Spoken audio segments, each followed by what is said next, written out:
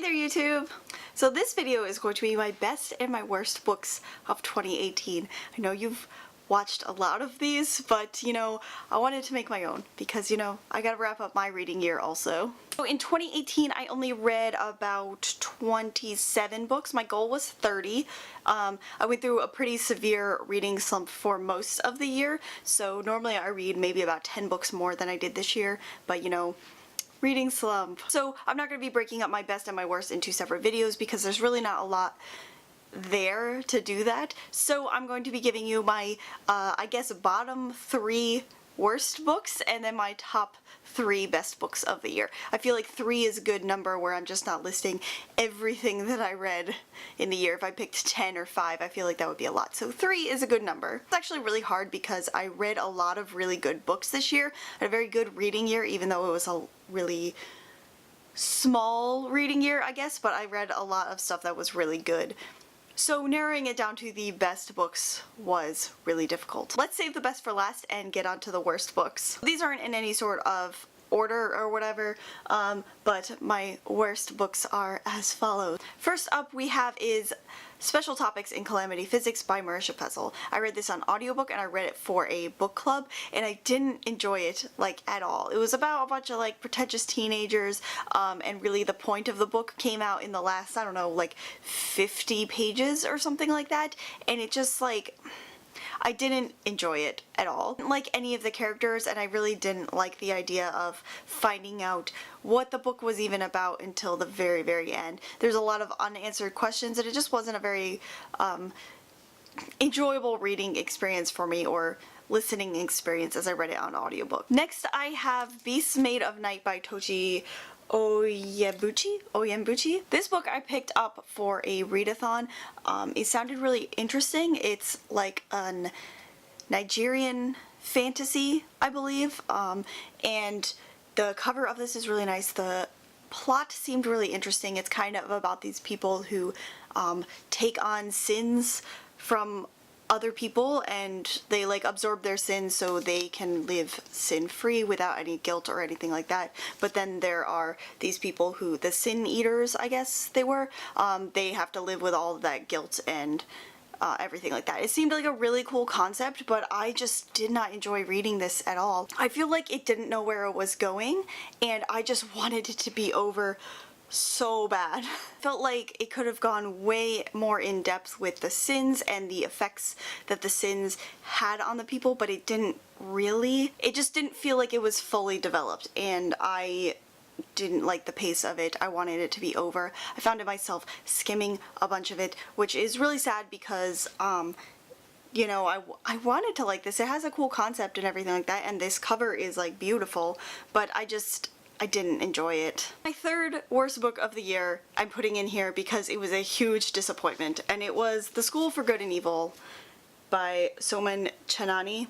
And I heard so many good things about this book. Like, there were people who hyped it up a lot and it just like seemed like a really cool concept. Like 2 girls going to a magic school and they end up like not where they're supposed to be, but it was just a pain in the butt to read. I feel like this book could have been half the size it was and you still could have achieved the same result. There was tons of flip-flopping and just like they would solve a problem but then the character would make some sort of stupid decision, or they would make it, I don't even know why they would make the decision, and then they would just go back to the way they were before, and it was just so much flip-flopping and that was really, really annoying. I like the way it interpreted fairy tales and kind of like the way fairy tales are created, but I just feel like it didn't know where it was going. I think there was a line that was being towed between this being like a story about friendship or it was a story about like women loving women. I got some very like, I feel like there was a lot of like subtext here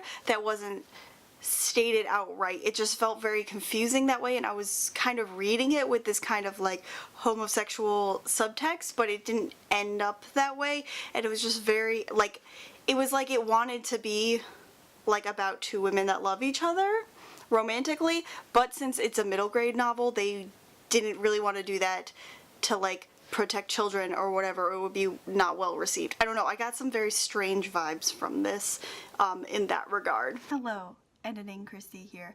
I just want to expand on this point that I was talking about, this kind of like way that this book could have been interpreted with like a female-female romance, and I think maybe what I was saying could have come off as like me thinking that a female-female romance is a negative thing, but it's not. I think the thing that I was confused about with this book is that part of it felt to me that it was reading that way, and then it didn't end up that way. So it wasn't the fact that I have any sort of problem with like female-female romances. I have no problem with that. That's great. It's just that I felt like this book didn't know if it was about friendship or about romance between certain characters, if that makes it any more clear. I was really hyped for this book and it just disappointed me a lot. Okay, and so those were the 3 books that I felt like were the worst or most disappointing reads of my year. So let's get on to the things that were the best. So as I said, I went through a reading slump, and I think I'm going to talk about this reading slump because I have some ideas about it and just like some ways that it affected me, and I really want to talk about it, but later. There were 2 books this year that really got me out of my reading slump. The first of which is Crooked Kingdom by Leigh Bardugo. And I read Six of Crows earlier in the year and then picked up Crooked Kingdom at the end of the year when I was just like trying to find something that I really wanted to read and that I knew I would really enjoy. And I loved Six of Crows a lot, and I heard Crooked Kingdom was better, so I picked up Crooked Kingdom, and it just like brought me back to like my love of reading. So Crooked Kingdom is the sequel to Six of Crows, which is in like the Grishaverse. I mean, I feel like everybody knows what Six of Crows is by now, but if you don't know, it's about like all of these outcasts and they try to pull off an impossible heist. I'm not going to tell you much. That's what Six of Crows is. Not going to tell you much about Crooked Kingdom because the consequences of what happened in Six of Crows are what Crooked Kingdom is. But we join Oliver, like fabulous wonderful characters that I love all of them. I feel like this book was just so much, there was so much more emotion and it was so much deeper, and I feel like the stakes were higher than in Six of Crows. This book made me cry and it just made me want to read more books, and it just, I remembered like what it was like to read a really good book, and so I really appreciate Crooked Kingdom for that, and so that makes it in my top 3 books of the year. My second book for my best books of the year is the book that really like made me read. Crooked Kingdom was like a spark in my reading, but this book is kind of like what set the whole thing on fire and just really got my energy for reading back up, and it is Vicious by V.E. Schwab. So I picked this up because first off, I've always heard about this book and it seemed really cool. Like, people have been talking about it for years, so I've always kind of wanted to read it. And then Vengeful was coming out and Victoria Schwab came to my area to do a signing and a talk, so I really wanted to go to that because I read the other books, but I felt kind of guilty of having not read like the first book for the series that the new book was for. So I picked up Vicious, and I'm really glad I got this version because it matches my cover for Vengeful, so I'm very happy about that. And just this book was like nothing I've ever read before. Mostly I read like YA fantasy or like YA contemporary books. I don't read a lot of like adult fantasy or thrillers or anything like that. I'm kind of getting more into it, but I feel like this is like really one of the first that I have read that was like that. So it was very different for me, and there's so much in this book.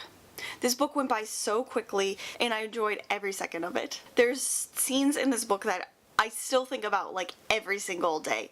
They're so like haunting and gruesome, and it was just like such a good read, and I'm so glad that I read Vicious this year. This book really set my love of reading back on fire, and I am forever grateful for it, and that's why it's in my top 3 books of the year. Then my final book I think is my favorite book of the year.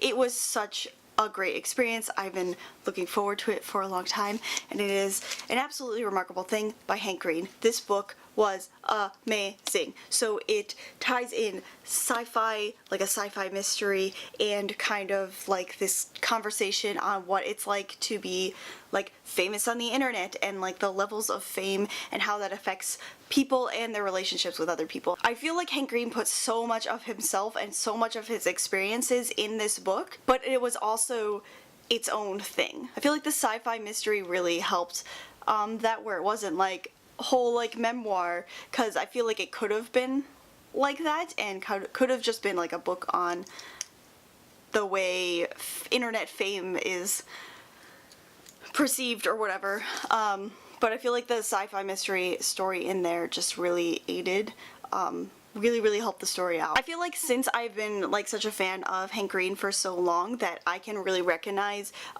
where his own experiences come from in this. It's such a good like conversation about social media and fame and the levels of fame and how that affects everyone around you and yourself. And also the sci-fi mystery was super compelling and I want to know more, and I'm really sad that there was that it left on such a big cliffhanger, and I just need more of this. Like, I remember like Hank mentioning in a video that he was doing NaNoWriMo and he was writing about like some sort of robot story, and like this is the product of that, and it just seems, I'm just like so happy for Hank, and I'm so proud that this is a book that he has put out into the world, and I just love it so much and I want everybody to read it. So yeah, those are my best and my worst books of the year. Let me know in the comments what your favorite and your least favorite books for 2018 were. Like this video, please give it a thumbs up and subscribe to my channel if you want more bookish and nerdy content from me.